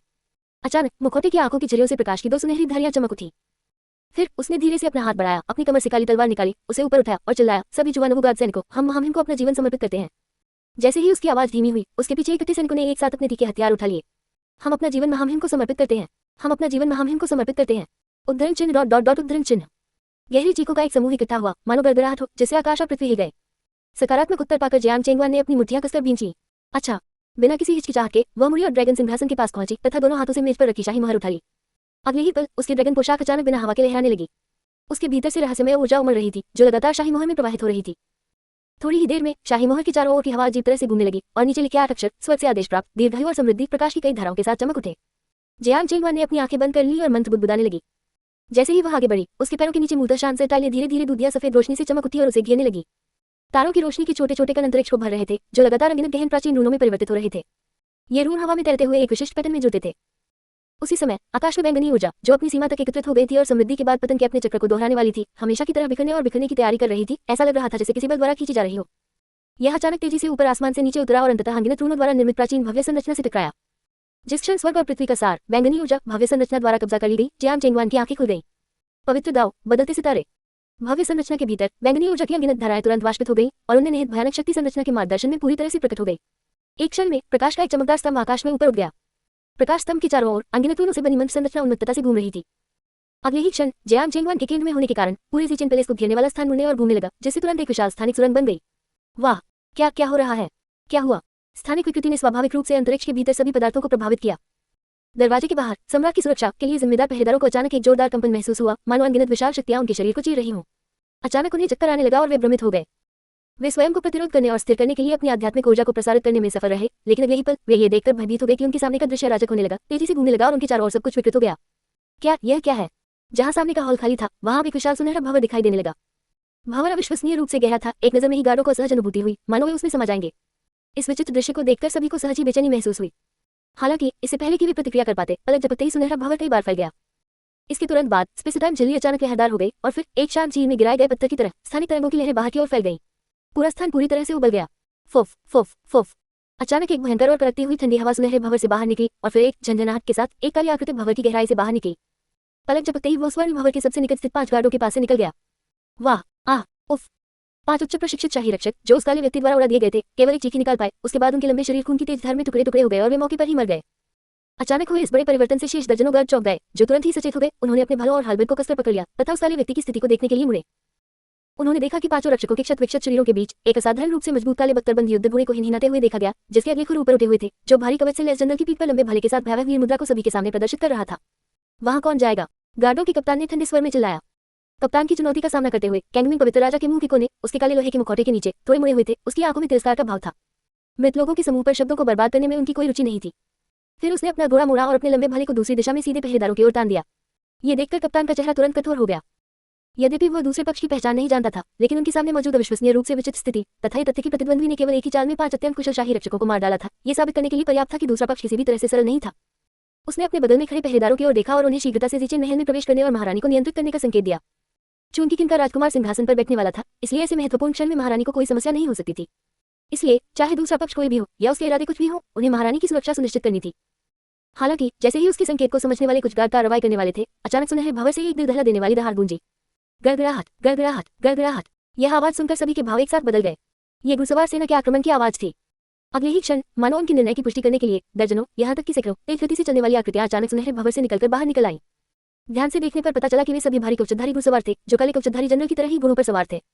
उनके बर्फ से ढके खुरफर्श की टाइलों पर टकराए जैसे कठोर पत्थर तुरंत चूर चूर हो गया। ये तो बुरा हुआ, कप्तान ने बहुत शीघ्रता से प्रतिक्रिया व्यक्त की। ये सोचने का समय दिए बिना कि इतनी बड़ी संख्या में घुड़सवार सेना अचानक भारी सुरक्षा वाले महल में क्यों आ गई, वह मुड़ा और पीछे की ओर भाग गया। चाहे वे कितने भी कुशल या शक्तिशाली क्यों न हो, वे भारी घुड़सवार सेना का मुकाबला नहीं कर सकते थे, जो युद्ध के मैदान में अजय थी। स्थिति बदल चुकी थी। उनकी स्थिति को देखते हुए चाहे कुछ भी हो जाए, वे कुछ भी नहीं बदल सकते थे। चूंकि मामला ऐसा ही था, इसलिए यहाँ रुककर व्यर्थ करने की कोई आवश्यकता नहीं थी। मौत के अत्यंत गंभीर खतरे का सामना करते हुए गार्डों ने भी बहुत तेजी से प्रतिक्रिया की और मुड़कर भाग गए। लेकिन चाहे उन्होंने कितनी भी तेजी से प्रतिक्रिया की हो, वे ज़ुआनोवो आयरन कैवेलरी की पूर्ण गति वाले आक्रमण से आगे नहीं बढ़ सके। उफ! प्रतिकूल स्थिति को देखकर कई रक्षक अभी पीछे मुड़े ही थे कि आक्रमणकारी घुड़सवार सेना के भालों से वे घायल हो गए और तुरंत ही उनकी मृत्यु हो गई। भले ही उनके पीछे खड़े पहरेदारों ने घातक प्रहार को टाल दिया हो, लेकिन वे लोहे की खुरों से सीधे कुचलकर लहूलुहान हो गए। कप्तान की मार्शल आर्ट स्पष्ट रूप से सभी गार्डों में सबसे अधिक थी, लेकिन जैसे ही वह जीचेन पैलेस की कसकर बंद महल के दरवाजों की ओर भागा, तो कैंगमिंग राजा द्वारा दूर से फेंके गए एक लंबे भाले से उसकी गर्दन के पीछे चोट लग गई। प्रचंड बल ने उसके शरीर को तेजी से आगे बढ़ाया और अंततः उसे एक धमाके के साथ सीधे दरवाजे की चौखट में धंसा दिया। गुरगल! लंबे भाले से उसका गला चलनी हो गया और कप्तान बिना चीखे ही मर गया। और उनकी मृत्यु ने उन अजगर जाल बंधनों के पूरी तरह टूट जाने का भी संकेत दिया, जिसने महारानी को 6 वर्षों तक बंधक बनाए रखा था। महानजिया साम्राज्य के 9 प्रांतों के असंख्य प्राणियों पर शासन करने वाले सर्वोच्च सम्राट के रूप में जियांग चेंगवान अंततः अपनी कमजोरी और अक्षमता का बेस उतारने में सक्षम हो गई, तथा उसने एक ऐसे व्यक्ति की आभा प्रकट की जो ब्रह्मांड को नियंत्रित करता था और स्वर्ग के नीचे सभी को देखता था। काले कवचधारी जनरल को अपने सामने झुकते देख जियांग चेंगवान की अभिव्यक्ति स्पष्ट रूप से कुछ जटिल हो गई। एक क्षण बाद उसने अपना सिर हिलाया और फिर धीरे से कहा, राजा भाई, ऐसी औपचारिकता की कोई आवश्यकता नहीं है। बोलते हुए उसने धीरे से इंपीरियल जेड सील को मेज पर रख दिया, फिर हाथ बढ़ाकर अपने थोड़े मुरझाए चेहरे से पसीना पोंछा। स्टार शिफ्टिंग एरे को सक्रिय करना, एक स्थानिक सुरंग खोलना और कैंगमिंग रेल्म से ब्लैक टॉर्टोइस गार्ड को बुलाना, जो हजारों मील दूर था ज़िजी सिटी तक। हालांकि यह ज़िजी सिटी के ऊपर एकत्रित अत्यधिक शक्तिशाली ज़वेई कीवी पर निर्भर था। प्राचीन एरे का निर्माण करना और इसके संचालन को बनाए रखना उसके अपने सीक्रेट स्पिरिचुअल पावर के उपयोग की आवश्यकता थी। जब तक सभी 30,000 ब्लैक टॉर्टोइस गार्ड सैनिक ज़िजी सिटी में नहीं आ जाते, तब तक प्राचीन कीवी को बनाए रखना एक बहुत बड़ा व्यय था, जो स्पष्ट रूप से 16 वर्षीय महारानी के लिए वहन करने के लिए बहुत अधिक था। कैंगमिंग किंग ने स्वाभाविक रूप से महारानी के असामान्य रंग को देखा। हालांकि उन्होंने ज्यादा कुछ नहीं कहा। जियांग चेंगवान ड्रैगन सिंहासन पर बैठ गया। कुछ देर आराम करने के बाद अंततः उसकी ओर देखा और धीरे से कहा, शाही भाई, क्या आप अपना चेहरा ढकने वाला मुखौटा हटा सकते हैं? बिल्कुल, कैंगमिंग किंग ने बिना किसी हिचकिचाहट के जवाब दिया, फिर अपना हाथ उठाया और धीरे से अपने चेहरे के मास्क के किनारों को दबाया। क्लिक करें। एक तीखी धातु जैसी आवाज के साथ चेहरे पर लगा मास्क, जो मजबूती से लगा हुआ था, हटा दिया गया। सेक्रेड रेलिक द्वारा चुने जाने और कैंगमिंग किंग बनने और कैंगमिंग रेल्म के लाखों सैनिकों और नागरिकों पर शासन करने के बाद से उसने अपनी पहचान छिपाने के लिए हमेशा एक मुखौटा पहना हुआ था। वह चेहरा जो पूरे 8 साल तक दूसरों के सामने प्रकट नहीं हुआ था, अब महारानी के सामने बिना किसी हिचकिचाहट के प्रकट हो गया था। यह एक पुरुष का चेहरा था जो कुछ हद तक महारानी से मिलता जुलता था। तलवार जैसी भौं और तारों भरी आंखों के साथ वह असाधारण रूप से सुंदर था। उसकी भौं के बीच एक बड़प्पन की झलक थी जो किसी को भी अपनी हीनता पर शर्म महसूस कराती थी। यद्यपि वह लंबे समय से कैंगमिंग किंग की असली पहचान जानती थी, जो दुनिया की नजरों में अविश्वसनीय रूप से रहस्यमय था, फिर भी जियांग चेंगवान जब उसने उसका असली चेहरा देखा तो वह क्षण भर के लिए चकित रह गई। एक क्षण बाद वह धीरे से बोली, कई साल हो गए हैं, रॉयल ब्रदर पहले की तुलना में इतना बदल गया है कि दिस हम्बल सब्जेक्ट उसे मुश्किल से पहचान पाता है। जियांग चेंगडाओ कैंगमिंग किंग का असली नाम फिफ्थ प्रिंस का भी नाम था, जो उसका सगा भाई था और उससे 6 साल बड़ा था। हाँ, कैंगमिंग किंग जियांग चेंगडाओ उसका जैविक बड़ा भाई था। 8 साल पहले जियांग चेंगडाओ अचानक बिना किसी निशान के गायब हो गया, मानो वह पृथ्वी के चेहरे से गायब हो गया हो। चाहे कितने भी लोग खोज के लिए जुटाए गए हों, एम्ब्रॉयडर्ड यूनिफॉर्म गार्ड और ईवल एक्सटर्मिनेशन डिवीजन को भेजने के बाद भी एक भी सुराग नहीं मिल सका। इतना बड़ा आघात सहने के कारण जियांग चेंगवान की जन्म देने वाली मां बीमार पड़ गई और शीघ्र ही दुख से मर गई। अपनी मृत्यु से पहले उसने जियांग चेंगवान को कुछ भी नहीं सौंपा था, केवल उसे कहा था कि वह अपना अच्छा ख्याल रखे। लेकिन जियांग चेंगवान ने अभी भी मन ही मन अपने मन में ये प्रतिज्ञा की कि चाहे कुछ भी हो जाए, चाहे वह जीवित हो या मृत, वह अपने भाई को ढूंढ लेगी और परलोक में अपनी मां को स्पष्टीकरण देगी। हालांकि उसने ये उम्मीद नहीं की थी कि इंपीरियल जेड सील के भीतर अप्रत्याशित रूप से संपूर्ण पवित्र दाव विरासत प्राप्त करने के बाद उसने अपनी प्रतिज्ञा पूरी की। साथ ही उसे अपने भाई के लापता होने के पीछे की सच्चाई भी पता चली, जो उसकी याद में हमेशा पुत्रवत और आदरपूर्ण रहा था। एक सत्य जिसे जानने के लिए केवल एक सर्वोच्च व्यक्ति ही योग्य था, सेक्रेड रेलिक्स, सेंट्रल कॉन्टिनेंट के 4 महान पवित्र क्षेत्रों और पवित्र राजाओं के संबंध में। जियांग चेंगडाओ का न तो अपहरण हुआ और न ही उसकी हत्या हुई, बल्कि उसे अप्रत्याशित रूप से सेक्रेड रेलिक नॉन-निडक द्वारा चुना गया, जो सेंट्रल कॉन्टिनेंट के उत्तरी पवित्र क्षेत्र में पीढ़ियों से चला आ रहा था। फिर उसे कैंगमिंग रेल्म में बुलाया गया और वह कैंगमिंग किंग बन गया, जो सेंट्रल कॉन्टिनेंट के 4 महान पवित्र राजाओं में से एक था। तथाकथित पवित्र क्षेत्र वे क्षेत्र थे जहां प्राचीन काल में ऋषियों द्वारा अनंत काल तक सभी बुराइयों को दबाने के लिए निर्मित सर्वोच्च भव्य व्यूह रचनाएं स्थित थी। पवित्र लोकों में विभिन्न दुष्ट राक्षस और दैत्य, यद्यपि उनकी अधिकांश शक्ति दबा दी गई थी, अनंत बार पुनर्जन्म और पुनर्जन्म ले सकते थे। वे पवित्र लोकों के भीतर रहने वाले जीवों को मारने और महारथियों की शक्ति को क्षीण करने के लिए हर संभव प्रयास करते थे। पवित्र राजाओं के अस्तित्व का उद्देश्य पवित्र लोकों के लोगों की रक्षा करना तथा दुष्ट प्राणियों को भव्य व्यूहों को तोड़ने तथा विश्व पर कहर बरपाने से रोकना था। यह एक ऐसा रहस्य था जो केवल पवित्र राजाओं, सर्वोच्च प्राणियों और बहुत कम अन्य अस्तित्वों को ही ज्ञात था। दुनिया केवल ये जानती थी कि सेक्रेड रेलिक्स में अत्यंत शक्तिशाली शक्तियां होती हैं और सेक्रेड रेलिक द्वारा चुना गया प्रत्येक पवित्र राजा अपने युग का सबसे शक्तिशाली व्यक्ति होता था, इतना शक्तिशाली कि एक समृद्ध राजवंश अपनी पूरी राष्ट्रीय शक्ति का उपयोग करके एक पवित्र क्षेत्र पर हमला करने पर भी उसके अस्तित्व को हिला नहीं सकता था। हालांकि इस शक्ति का उपयोग मूलतः केवल पवित्र क्षेत्र में ही किया जा सकता था, अन्यथा ये निश्चित रूप से स्वर्गीय दाव से प्रतिक्रिया का कारण बनेगी।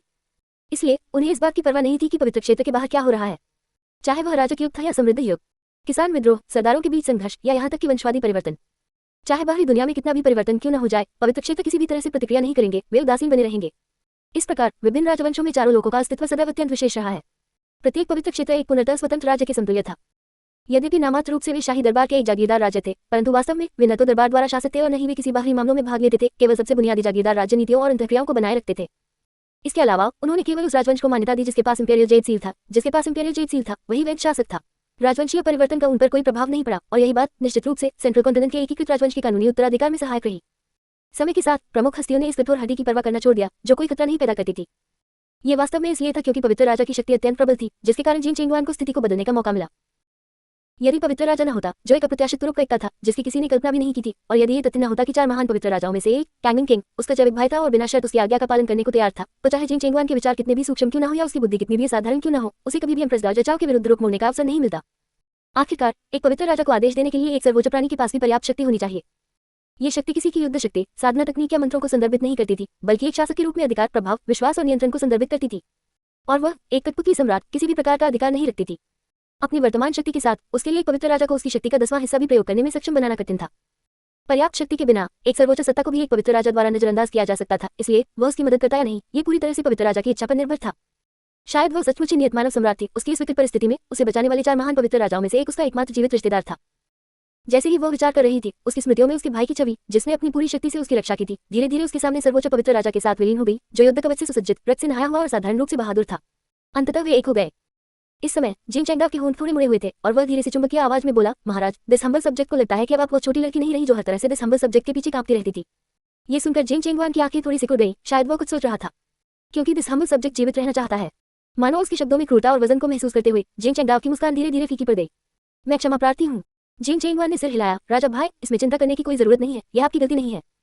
जिन चेंगडाव मन मन मुस्कुराया, फिर अपना सिर घुमाकर खिड़की के बाहर व्यवस्थित ढंग से आगे बढ़ते हुए ब्लैक टॉर्टस गार्ड को देखा। उस महिला के साथ मामला सुलझाने का समय आ गया है। हम जिन चेंगवान ने सिर हिलाया, फिर अपने हाथ ऊपर उठाए, उसकी उंगलियां तेजी से विभिन्न हाथों की मुहरें बना रही थी। शक्तिशाली सेक्रेट स्पिरिचुअल पावर लगातार उसके सुंदर शरीर से उमड़ता रहा, फिर एक विशाल बल के खिंचाव के तहत तेजी से इंपीरियल जेड सील में बह गया। कुछ सांसों के बाद पवित्र आत्मा कला के सक्रिय होने के साथ अनगिनत प्रकाश कण अचानक इंपीरियल जेड सील से बाहर निकल आए।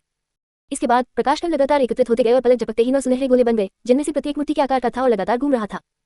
जिन चेंगवान ने अपने हाथ नीचे किए, इंपीरियल जेड सील की परिक्रमा कर रहे सुनहरे गोलों का निरीक्षण किया, फिर उसकी आंखें अचानक सिकुड़ गईं और सेक्रेट स्पिरिचुअल पावर फिर से फूट पड़ा। इसके साथ ही सभी गोलों की सतह पर प्राचीन मंत्रों की एक घनी परत उभर आई। उसी समय लूजिन शहर के चारों दिशाओं में स्थित 20 शहर के द्वार अचानक भयानक रूप से कांपने लगे। क्या चल रहा है? शहर के द्वारपालों ने अत्यंत भयभीत होकर चारों ओर देखा। हालांकि इससे पहले कि वे कुछ असामान्य पाते, सुरंग से अचानक कई धीमी आवाजें गूंजने लगी। Boom boom boom. शहर के साथ भारी द्वार अचानक गिर पड़े। इतना ही नहीं, प्रत्येक नगर द्वार के सामने बीच में सील अक्षर वाली एक सरनी धीरे धीरे प्रकट हुई और घूमती रही। जिस क्षण शहर का अंतिम द्वार गिरा, चारों दिशाओं में शहर के टावरों के शीर्ष से अचानक प्रकाश की 20 किरणें फूट पड़ी और फिर प्रत्येक प्रकाश किरण के मध्य में एक सुनहरा पारभासी ऊर्जा कवच तेजी से उभरा, जिसने पूरे लूजिन को पूरी तरह से घेर लिया और उसे बाहरी दुनिया से पूरी तरह से अलग कर दिया। इस समय लूजिन एक सीलबंद लघु दुनिया की तरह था। विशेष साधनों के बिना, पक्षियों की तो बात ही छोड़िए, शायद एक भी मक्खी भी अंदर या बाहर नहीं जा सकती थी। और लूजिन में स्थायी शाही सेना यूलिंगार्ड के साथ भी कुल मिलाकर 2 लाख से कम थी। कोई भी यह कल्पना नहीं कर सकता था कि महारानी डोवेगर के नियंत्रण से पूरी तरह बाहर एक सेना अचानक लूजिन में या यूं कहीं कि जिजन शहर में प्रकट हो जाएगी। काले कछुआ रक्षकों की अचानक उपस्थिति ने सभी को चौंका दिया और उन्होंने बहुत ही कम समय में जिजन शहर के अधिकांश हिस्से पर नियंत्रण कर लिया। हालांकि महारानी डोवेगर पक्ष ने तुरंत प्रतिक्रिया व्यक्त की। उन्होंने प्रतिरोध के लिए जिजन शहर में तैनात हजारों शाही रक्षकों को तुरंत जुटा लिया। साथ ही उन्होंने गुप्त तरीकों से संदेश भेजे लूजिन के अंदर और बाहर से शाही रक्षकों को जिजन शहर भेजकर काले कछुआ रक्षकों को घेरने और दबाने के लिए। हालांकि काले कछुआ रक्षक, जो कई वर्षों से दुष्ट आत्माओं से लड़ रहे थे, के पास एक भयानक युद्ध शक्ति थी जिससे बर्बर जनजातियां भी भयभीत थी। इसके विपरीत लंबे समय से चली आ रही शांति और महारानी डोवेगर झाऊ द्वारा राजधानी के जनरलों को अपने पक्ष में करने के अपेक्षाकृत उदार प्रबंधन के कारण शाही रक्षकों की सैन्य तैयारी कमजोर थी और युद्ध शक्ति सीमित थी, जो सामान्य सैनिकों से थोड़ी ही अधिक शक्तिशाली थी।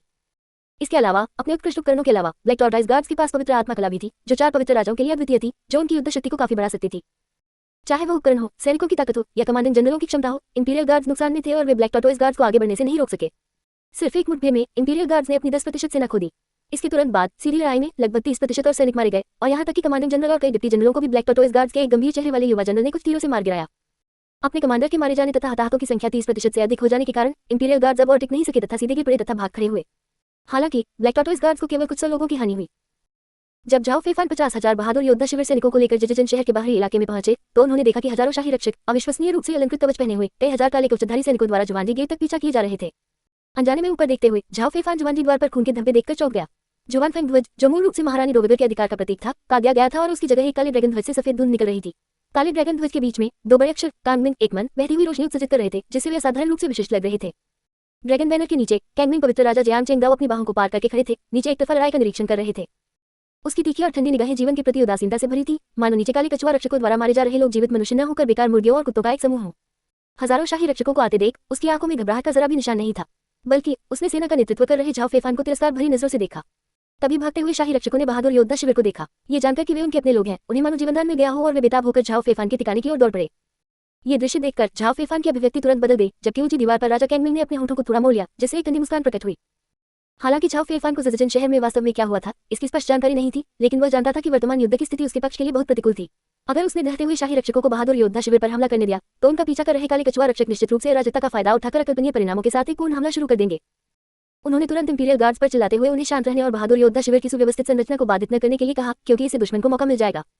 हालांकि भयभीत शाही रक्षक कैसे सुन सकते थे। इस वक्त वे बस यही चाहते थे कि उनके माता पिता उन्हें 2 और पैर दे देते। वे सभी चाहते थे कि बहादुर योद्धा शिविर उन असाधारण रूप से शक्तिशाली काले बख्तरबंद सैनिकों को रोक दे ताकि वे बच निकल सके। अगर कोई अनुभवी और कई लड़ाइयां देख चुका कोई अनुभवी सेनापति होता तो वह चिल्लाने में अपनी सांसें बर्बाद नहीं करता, बल्कि वह पूरी सेना को निर्णायक रूप से आदेश देता कि वह एक दल बनाए, उन सभी जीवों को मार डाले जो उस पर हमला करने की हिम्मत करते, उन अविवेकी पराजित सैनिकों को भयंकर हत्या के इरादे से डराता और साथ ही दुश्मन के अवसरवादी हमले से भी बचाता।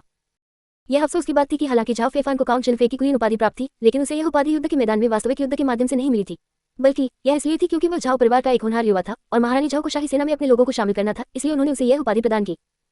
इसलिए सैन्य मामलों के बारे में उनकी समझ केवल पुस्तकों में दिए गए विवरणों पर आधारित थी और युद्ध के मैदान की क्रूरता के बारे में उन्हें कोई स्पष्ट समझ नहीं थी। इसलिए वह एक क्षण के लिए हिचकिचाया, और यह वह संक्षिप्त हिचकिचाहट थी जिसने उस योजना को बर्बाद कर दिया जिसे स्वाभाविक रूप से सतर्क महारानी डोवेगर झाओ ने एहतियात के तौर पर तैयार किया था। जुइन, राजा कैंगमिंग अचानक चिल्लाया। अगले ही पल जैसे ही उसकी आवाज धीमी हुई, उसके पीछे बाएं से एक भयानक दहाड़ गूंजी। उसके तुरंत बाद लाल आंखों वाला एक बड़ा पूरी तरह से काला घोड़ा अचानक मुंडेर के पीछे से उछलकर बेहद तेज गति से उसके पास पहुंचा और आज्ञाकारी ढंग से अपना शरीर थोड़ा नीचे कर लिया। राजा कैंगमिंग ने जरा भी संकोच नहीं किया, उन्होंने एक ही कदम में घोड़े पर सवार होकर अपने निजी रक्षक द्वारा दिया गया लंबा भाला ले लिया। सभी सैनिकों, मेरी आज्ञा सुनो। घोड़े पर चढ़ने के बाद वह अचानक चिल्लाया और साथ ही अपने पैरों को घोड़े की पीठ पर कसकर जकड़ लिया। जुइन अत्यधिक बुद्धिमान होने के कारण तुरंत हिनहिनाया, अपने अगले खुरों को ऊपर उठाया और शहर की मोटी दीवार पर जोर से पैर पटका। टकराना। उस धक्के से शहर की मोटी दीवार सीधे चकनाचूर हो गई। इसके तुरंत बाद उस भारी उछाल का फायदा उठाते हुए जुएंग उछल पड़ा, फिर एक काली लकीर में तब्दील हो गया और शाही रक्षकों का पीछा कर रहे काले कछुआ रक्षकों के सामने जोर से गिर पड़ा। इस भारी शक्ति ने जमीन में एक बड़ा गड्ढा बना दिया। गद्दारों को मारने के लिए इस राजा का पीछा करो। एक सरल और स्पष्ट आदेश, असीम हत्या के इरादे से भरी वह आवाज तुरंत सभी के कानों में गूंज उठी। बहादुर योद्धा शिविर के सैनिक एक साथ कांप उठे। जैसे ही उसकी आवाज धीमी हुई, जियांग चेंगदाओ हमले का नेतृत्व करते हुए बहादुर योद्धा शिविर की ओर तेजी से बढ़ा। जिसने अभी तक जुएंग पर कोई प्रतिक्रिया नहीं दी थी, उसका लंबा भला एक ठंडी रोशनी के साथ चमक रहा था। उनके पहुंचने से पहले ही बहादुर योद्धा शिविर के दिलों में एक डरावनी चमक फैल गई। क्लिक क्लैक, खुरों की कर्कश ध्वनि ने आसपास के काले कछुआ गार्डों को तुरंत प्रतिक्रिया करने पर मजबूर कर दिया। पवित्र राजा को दुश्मन की ओर बढ़ते देख काले कछुआ रक्षकों का पहले से ही ऊंचा मनोबल एक बार फिर बढ़ गया। मारना, मारना, मारना। उन्होंने अपनी तीखी ब्लेडों को पकड़ लिया, फिर अपने घोड़ों की कमर को दबाया। चिल्लाते हुए भी राजा कैंगमिंग के पीछे चले गए और बहादुर योद्धा शिविर पर बहादुरी और निडरता से हमला बोल दिया, जिनकी संख्या उनसे 10 गुना अधिक थी। उनकी गति उस समय की तुलना में कहीं अधिक तेज थी जब वे पहले पराजित इंपीरियल गार्ड्स का पीछा कर रहे थे। उसी समय जुआनजी गेट में आराम कर रहे काले कछुआ गार्ड भी अपने घोड़ों पर सवार हो गए, अपने लंबे भले लहराए और भारी बख्तरबंद हमले की दूसरी लहर शुरू करने के लिए उनके पीछे पीछे चले। झाओ फेफान ने यह दृश्य देखा, विशेष रूप से जब उसने देखा कि काले कवच वाले जनरल का नेतृत्व करते हुए एक विशेष शक्ति के प्रभाव में धीरे धीरे धुंधला हो रहा है, और उसने जल्दी से जोर से आदेश दिया, तैयार हो जाओ, तैयार हो जाओ। ढाल और कृपाणधारी सैनिकों, आगे बढ़ो, उन सभी को मार डालो जो दल पर आक्रमण कर रहे हैं। धनुद्र को युवान तीर तैयार करो, जल्दी से अपने धनुष को पूरी ताकत से खींचो। उद्धरण चिन्ह उद्धरण चिन्ह। कई आदेश जारी किए गए। हालांकि बहादुर योद्धा शिविर के सभी सैनिक खटे-खटे और खोखा दिखते थे, लेकिन वे कभी युद्ध के मैदान में नहीं गए थे और उनका दैनिक प्रशिक्षण ज्यादातर ढीला ढाला और साधारण था। कुलीन सैनिकों जैसा तो बिल्कुल नहीं। वे इतनी जल्दी प्रतिक्रिया नहीं दे सकते थे। ये तब तक नहीं हुआ जब तक कैंगमिंग पवित्र राजा ने अकेले सवार होकर दर्जनों शाही रक्षकों को लहूलुहान नहीं कर दिया और उनके 100 मीटर के भीतर उन्नत होकर हमला नहीं किया। तब तक ढाल और कृपाण सैनिकों ने अंततः अपना गठन पूरा नहीं किया और धनुर्धारियों ने भी अपने युवान तीर तैयार नहीं किए। लेकिन फिर भी तीरों का 10वां हिस्सा से भी कम हिस्सा जियांग चेंगदाओ के चेहरे की ओर गया और इससे पहले कि वे उसके शरीर के करीब पहुंचते, वे उसके तेज हमले से उत्पन्न तेज हवा में बह गए। उसके चेहरे की ओर उड़े कुछ युवान तीर भी एक ऐसी शक्ति से चकनाचूर हो गए जो आसपास की हवा को विकृत कर सकती थी तथा उसे जरा भी नुकसान नहीं पहुंचा सकी। अच्छा नहीं है। ये देखकर झाओ फेफान को तुरंत एक बुरा पूर्वाभास हुआ। इस काले कवचधारी जनरल की युद्ध शक्ति निश्चित रूप से एक साधारण जनरल के बराबर नहीं थी। उसे निश्चित रूप से एक अकेला घुड़सवार नहीं माना जा सकता था। तथ्यों से यह सिद्ध हो गया कि उनका पूर्वाभास बहुत सटीक था। जियांग चेंगदाओ ने युद्ध संरचना में प्रवेश करने के बाद, हालांकि वह अकेला था, वह बहादुर योद्धा शिविर के घेरे से इस तरह आगे बढ़ा जैसे कि वह किसी मानव रहित क्षेत्र में प्रवेश कर रहा हो। उसने कड़ी मेहनत से प्राप्त संरचना में बलपूर्वक एक अंतराल को खोल दिया, जिससे उसके पीछे खड़े भयंकर शक्तिशाली काले कछुआ रक्षकों को आसानी से आगे बढ़ने का मौका मिल गया। इसके तुरंत बाद वे भीड़ों के झुंड में घुस आए भीड़ों की तरह थे और उन्होंने पूरे 50,000 बहादुर योद्धा शिविर को तितर-बितर कर दिया और उन्हें पलटवार करने का कोई मौका नहीं दिया। इससे पहले कि वे पूरी तरह से दह गए, हजारों लाशों को छोड़कर सभी दिशाओं में भाग गए। झाओ फेफान भी अराजकता में बच निकला। ये लड़ाई बिल्कुल भी नहीं जीती जा सकती थी। एक नौसिखिए के रूप में, जिसके पास व्यवहारिक युद्ध का कोई अनुभव नहीं था, वह इन उग्र और अनुभवी सैनिकों के सामने कुछ भी नहीं था। आधे घंटे से भी कम समय में युद्ध खत्म हो गया। जब युद्ध के मैदान पर आखिरी चीख अचानक बंद हो गई, तो जियांग चेंगदाओ, जो अब एक लाल बख्तर जनरल बन गया था, अचानक थकान की भावना के साथ आहें भरने लगा। राजधानी का महत्वपूर्ण क्षेत्र और ज़िज़िन शहर की रक्षा के लिए जिम्मेदार शाही रक्षक वास्तव में बहुत कमजोर है। शक्तिशाली महान जिया वास्तव में ऐसी ही स्थिति में गिर गया है। इस समय जियांग चेंगवान एक शुद्ध सफेद शाही घोड़े पर सवार होकर आया। हालांकि वह महिला राजनीतिक दांवपेंच में बेहद कुशल है, लेकिन वह सैन्य मामलों में निपुण नहीं है और इस महत्वपूर्ण राष्ट्रीय संपत्ति को पर्याप्त महत्व नहीं देती है। अब राजधानी के 3 प्रमुख शिविरों और 8 लाख शाही रक्षकों की युद्ध शक्ति चिंताजनक है। वे अब वह युद्ध प्रशिक्षित सेना नहीं है जो दादा के पीछे पीछे उत्तरी रेगिस्तान में छा गई थी।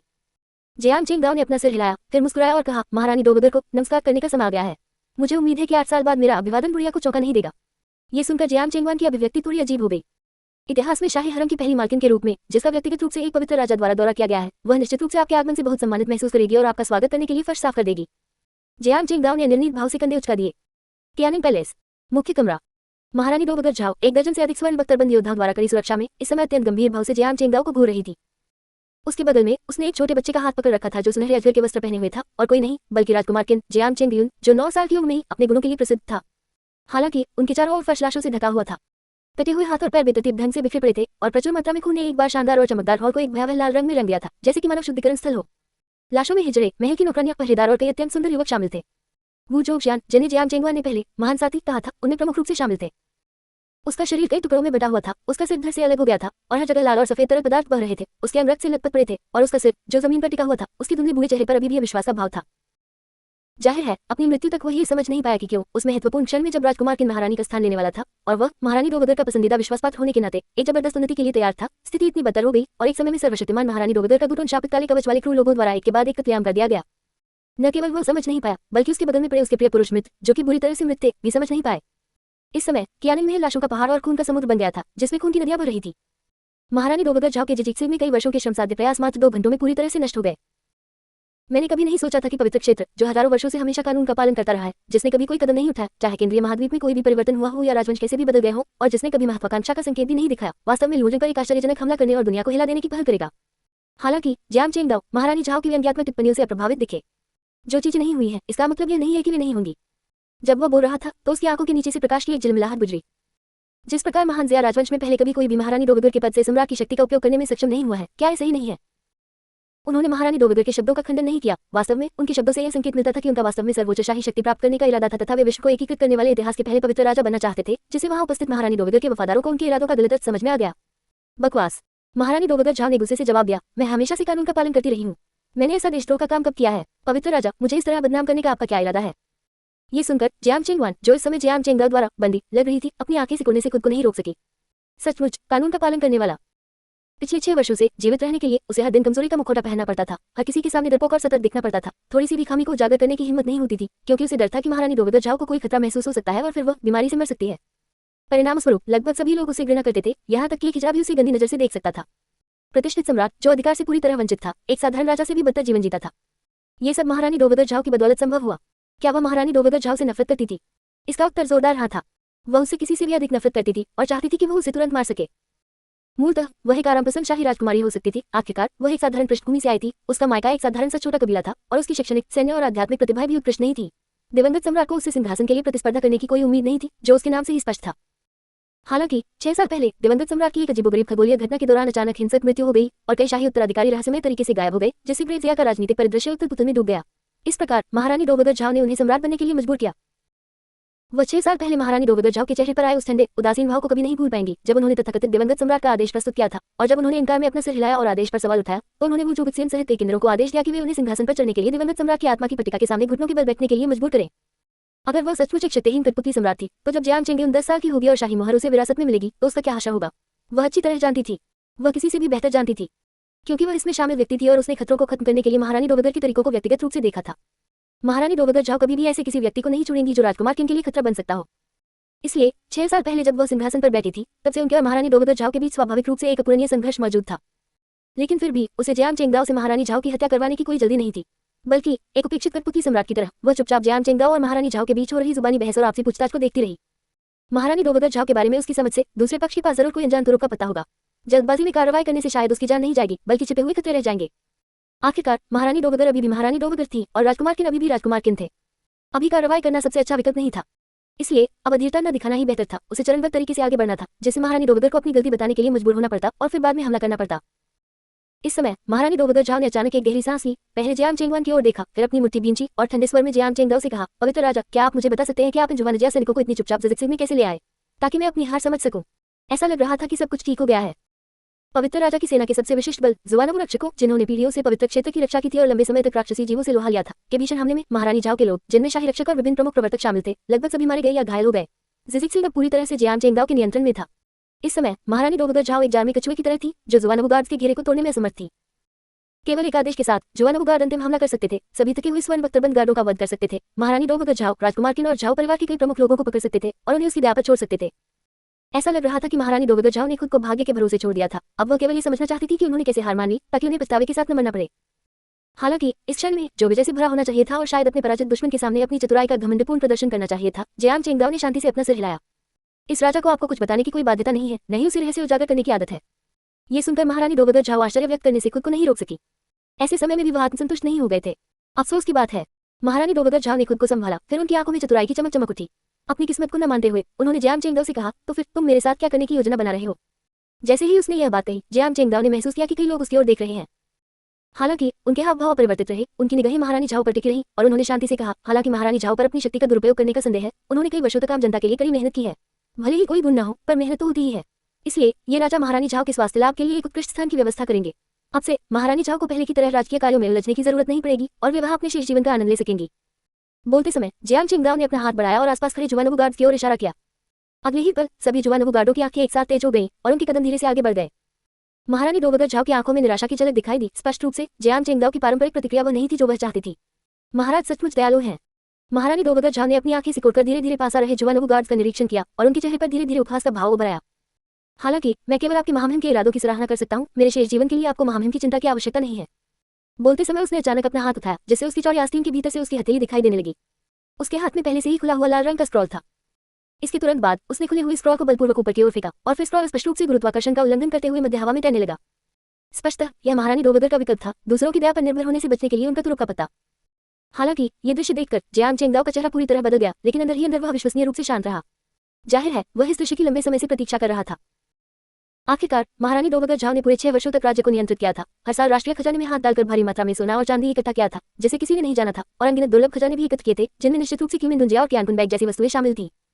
उसकी चालाकी, गहरी योजनाओं और अत्यंत सतर्क स्वभाव को देखते हुए उसके पास निश्चित रूप से अपने लिए एक अचूक आकस्मिक योजना होगी।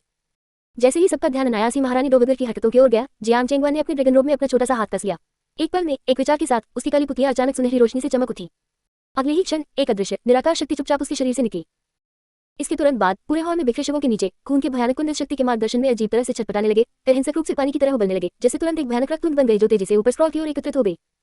बाहर से देखने पर ऐसा लग रहा था मानो ये भयावह दृश्य उस स्क्रॉल के कारण उत्पन्न हुआ था जिसे महारानी डोगोदर ने अभी फेंका था। ये देखकर महारानी डोगोदर चौंकने से खुद को नहीं रोक सकी, जबकि जियांग चेंगदाओ के बदल में जुवानवु गार्ड्स ने अचानक नाटकीय रूप से अपनी अभिव्यक्ति बदल दी।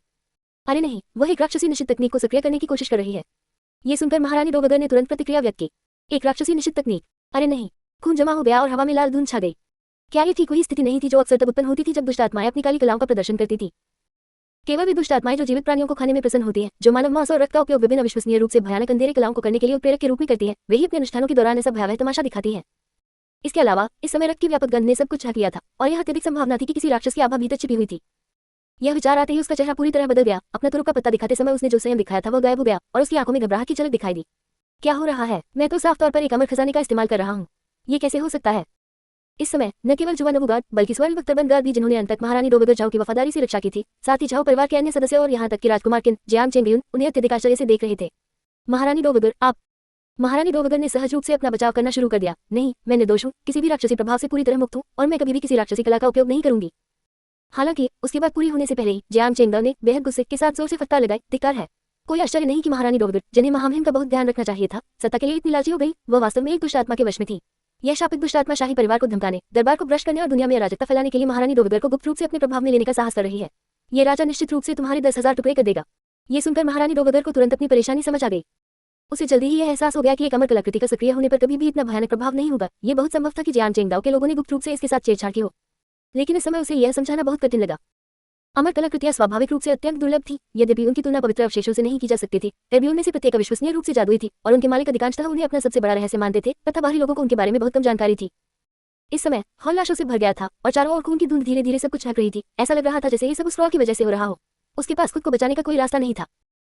यदि यह बात फैल गई, विशेष रूप से उन लोगों के मुंह से जो कभी उसके प्रति वफादार थे, तो लोगों की राक्षसी संस्थाओं के प्रति सार्वभौमिक और गहरी नफरत को देखते हुए भले ही वह अमर खजाने के साथ बच निकलने में सफल हो गई, उसकी प्रतिष्ठा और सम्मान पर गंभीर प्रभाव पड़ेगा और उसके भविष्य के किसी भी प्रयास को भारी बाधाओं का सामना करना पड़ेगा, जब तक कि वह सत्यापन के लिए दानव उन्मूलन बयूरों में नहीं गई।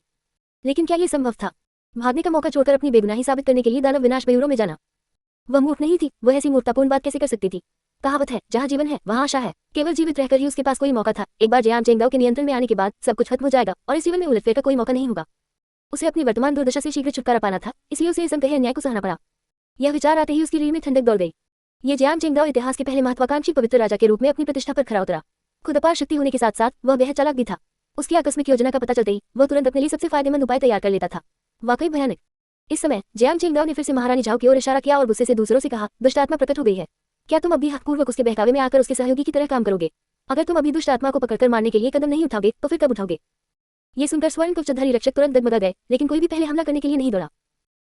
ये देखकर जियान चेंगदाओ ने बिना किसी हिचकिचाहट के घातक प्रहार किया। ये राजा आपसे वादा कर सकता है कि जब तक आप उस दुष्ट आत्मा को तुरंत मार सकते हैं और अपने पापों का प्रायश्चित कर सकते हैं, यह मानते हुए कि आप सभी दुष्ट आत्मा द्वारा गुमराह किए गए थे, ये राजा महामहिम से आपके पिछले कार्यों के लिए आपको क्षमा करने और बीती बातों को भूल जाने का अनुरोध करेगा।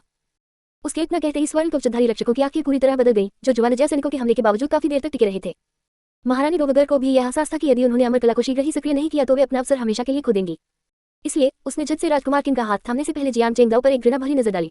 एक पल में एक विचार के साथ ऊपर रखी उस क्रॉ से, जिसमें रक्त ऊर्जा का एक बड़ा भंडार इकट्ठा हो गया था, अचानक एक सुनहरी रोशनी बरसी और उन्हें घेर लिया।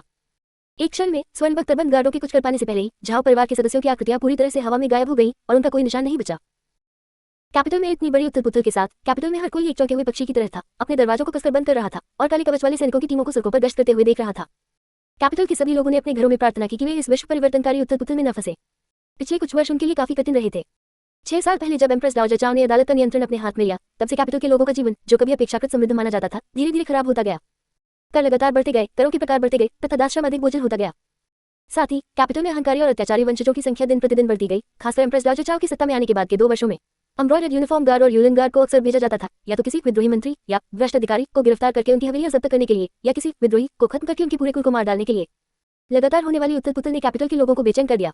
उस समय उन्हें डर था कि कहीं वे किसी दरबारी अधिकारी की 10वीं पीढ़ी न बन जाए जो विद्रोह की साजिश रच रहा हो, और कई धनी परिवार जिनके पास काफी संपत्ति थी कैपिटल से बाहर चले गए। ये कहा जा सकता है कि दिवंगत सम्राट, जिन्होंने अपने सुप्रेमी और उपेक्षापूर्ण पिता से विरासत में अव्यवस्था मिलने के बाद 25 वर्षों तक परिश्रमपूर्वक शासन किया, द्वारा निर्मित पुनरुद्धार तथा उनके द्वारा संचित साधार को एम्प्रेस दाओ जचाओ ने अपने शासन के केवल 6 वर्षों के भीतर ही बड़े पैमाने पर बर्बाद कर दिया। ये केवल पिछले कुछ वर्षों में अनुकूल मौसम के कारण ही संभव हो सका, अन्यथा कौन जानता था कि क्या हो सकता था। बेशक आम लोग दरबार की राजनीतिक स्थिति को नहीं समझते थे। वे बस इतना जानते थे कि उनके जीवन स्तर में इतनी गिरावट आ गई थी, शायद दरबार के विश्वासघाती अधिकारियों और सम्राट की स्पष्ट रूप से देखने की अक्षमता के कारण, जिससे भ्रष्ट अधिकारियों से धोखा दे रहे थे और जनता को नुकसान पहुंचा रहे। नमस्कार दोस्तों, वेबनोवेलिक्स 1.0 में आपका हार्दिक स्वागत है। यहाँ मैं आपके लिए सुंदर और रोमांचक हिंदी नॉवेल्स को ऑडियो और वीडियो रूप में पेश करता हूँ, ताकि आप कहानियों का आनंद बिना किसी दिक्कत के ले सकें। ये सब मैं अपनी मेहनत से बनाता हूँ, इसलिए मेरी कंटेंट की नकल करना बिल्कुल मना है। अगर आपको ये वीडियो पसंद आए तो लाइक जरूर करें, अपने विचार कमेंट में बताएं और चैनल को सब्सक्राइब करके हमारे साथ जुड़े रहें। आपका प्यार ही मेरा हौसला है। धन्यवाद।